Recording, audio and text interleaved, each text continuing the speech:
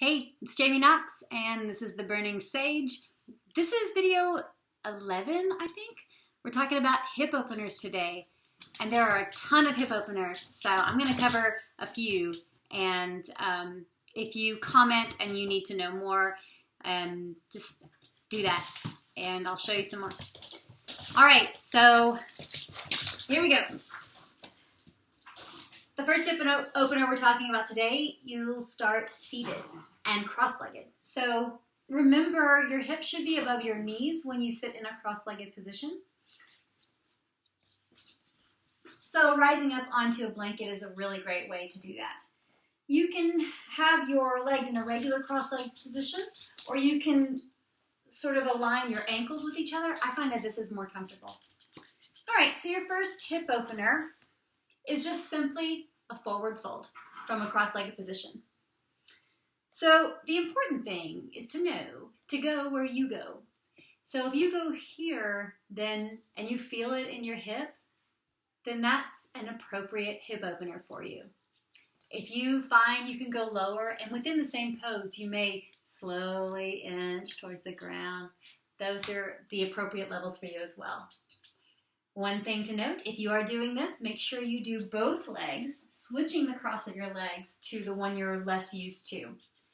And that's super important also, because we tend to use or do just the sides of our bodies that we're used to and that we feel confident and strong in. But it's really important for balancing both sides of the brain to balance both sides of the body. So make sure if you had your right leg in front at first, then the next time you do a hip opener for the other hip, it's your left leg. So again, stretching, just go to wherever you go and release down. Once you're down, there's all sorts of things you can do, from moving to the knee and to the other knee, to finding little back bends while you're down. Just play with different things. So that's a very simple hip opener. Another seated simple hip opener is to take your leg, your top leg, into your hands. So your foot is in your hand and your knee is in your other hand. So I've got my left leg in front right now. My left hand is holding the knee, my right hand is holding the foot. And just begin to open your hip up a little bit. Eventually you can take this a little deeper by putting the foot into the elbow and holding onto the knee, and you'll really start to feel it in your hips. And this one's really fun to rock around in, and it's called Rocking Baby, I think, which I don't quite know. So, other hip opener. So I'm going to switch legs to make sure I practice what I preach. And then I'm going to show you yet another seated hip opener. This one's a little bit more advanced, and I'm not sure I'm even warm enough for it, but I'm going to show it to you. So in this one, your top leg, the foot is at the knee of the bottom leg, and the bottom leg's foot is at the knee of the top leg. Now, if your top leg doesn't come down to your foot, then this is not an appropriate pose for you. You can place a blanket underneath so that you start working your way towards that. So you start having something below you. But again, if it doesn't come to your foot, then this is not the pose for you.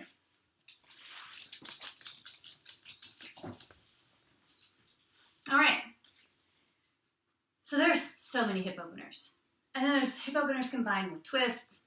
It's crazy. Let me talk a little bit about what hip openers do. Obviously, they open the hips. But what's important about that is that anyone with back issues is going to benefit from opening the hips.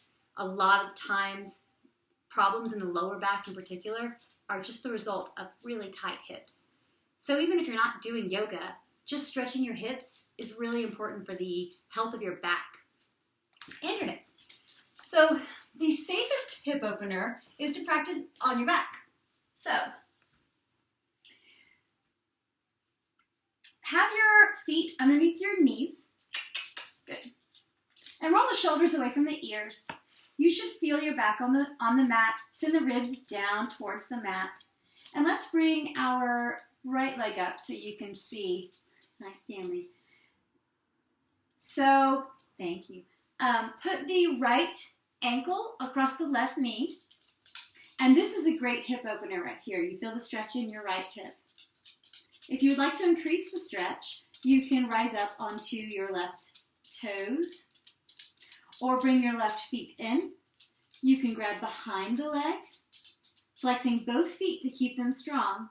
You can stretch that top leg, or that bottom leg, sorry.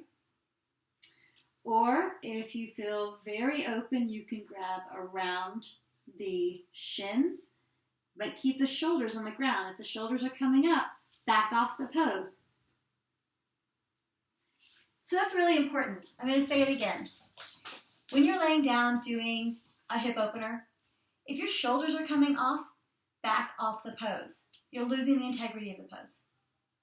Okay, so the final one that I'm going to show you is pigeon. So I just stretch my right hip. I'm going to stretch my left hip. Let's see. The best way to come into pigeon, I'm going to move through downward facing dog into pigeon. So, Adho Mukha Svanasana, downward facing dog. I hope you remember all the things about down dog. Belly button's towards the spine. Shoulders are on the back. Tuck your toes, lift your hips. I'm going to pick my left leg up behind me. And it'll go higher if there wasn't a wall here. And bring it all the way through. Oh, actually, let's bring it to a lunge. And then walk that left foot towards the right hand and allow the hips to come down. The closer that front foot is into your groin, the gentler it'll be on your hips. So start here, and then maybe it'll be appropriate for your foot to come out more. So just like everything in yoga, there's many ways to do pigeon pose too. But let's get our foundation set first. Tuck the back toes under and send the heel towards the wall a little bit more, or behind you a little bit more, and then go ahead and place that foot straight down. And look at it. Make sure it's lined up straight, that it's not moving out to one side or the other. So, pigeon pose is one where you should be playing your edge. So, if you're just chilling out in pigeon and you're relaxing and feeling great, well, you could probably take it up a notch. The purpose is to release things in your hips. So, your groin comes close to the ground, your forearms will come down, and your head will come down.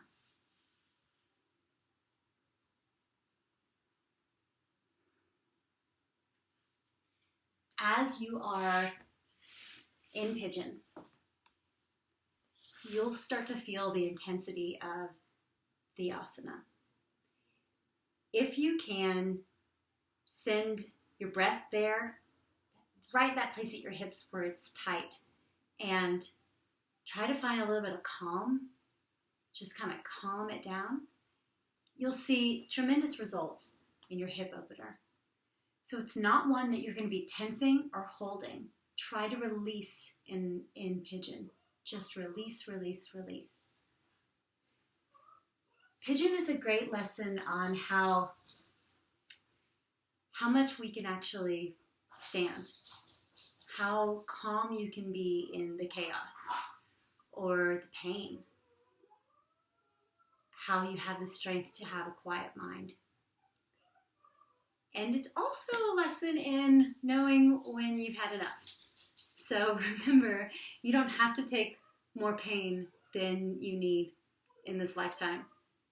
And if you need to come out of pigeon early because it's hurting your hips, do so. As always, listen to your body, check your ego at the door, and enjoy your practice for what it is, not what you want it to be. All right, I'll see you in the next video. Oh, after this, other very serious disclaimer. So, if you do a lot of hip openers, you may notice some crazy emotions because we tend to keep our emotions in our hips. So, be gentle with yourself. If you are all of a sudden very upset, welcome it, let it out. It's just a way of making space for better energy. So you can range from crying, yelling, especially if you take a class with a lot of hip openers, or if you go to an actual hip opening workshop, which I hope your instructor will say something about that. They probably will. So just know, all right, a lot of emotions in the hips. When we do hip openers, we release them. It comes out in different ways. Be gentle, be sweet, have some grace. Namaste.